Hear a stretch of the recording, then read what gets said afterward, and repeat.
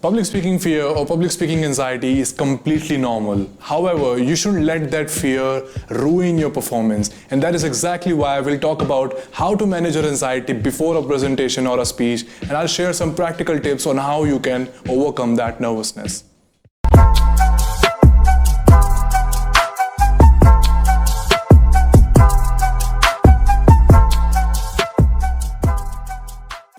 So there's a big presentation coming up and you're freaking about it. You may have as well prepared your content, but you know the moment you step up on the stage, your heart will start pounding. It's okay, because if your heart is pounding, only you can hear it, no one else can. It's a good realization to make that you don't look as nervous as you're feeling. There have been times in my life when I used to be very nervous before a presentation or a speech or even an interview, but there's no choice except to deliver it, right?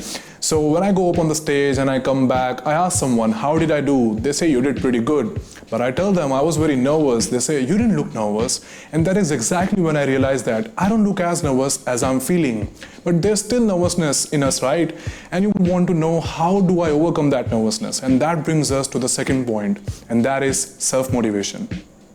Try and avoid negative self-talk before you go up on the stage. Why would you want to tell yourself that you're not prepared? I've seen a lot of people saying that they're going to fail, they're going to fumble, they're going to forget in between, and a lot more before they go up on the stage. If you want to talk to yourself, talk positive. Say that I'm going to do great. I have what it takes to make an impactful presentation or a speech. Because the only way to talk yourself out of anxiety is self-motivation. Now the third way, you've done your self-motivation talk, you have realized that you're not looking as nervous as you're feeling. What would you do if your heart is still pounding? Accept it. You don't need to do anything about your feelings, but you don't even need to subdue them. It's a part of a process, because as long as you're putting yourself in challenging situations, you're going to feel nervous, you're going to feel anxious. But there has to be something that you can rely on, and that is your practice. As long as you believe that you've practiced well enough, you're going to perform well enough. Believe that your message is more important than your personal experiences, and your anxiety will fade away. Now the fourth way to manage your anxiety is to enjoy your anxiety. Now you might be thinking, how do I enjoy my anxiety?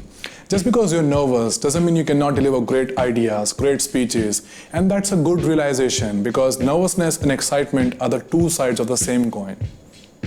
So, everything set aside, let's talk about practice. Because in order to be good on the stage, you need to practice like crazy. Make as many mistakes as you can while practicing, because when you make mistakes while practicing and you push through them, you avoid making them in the real time. So practice like crazy.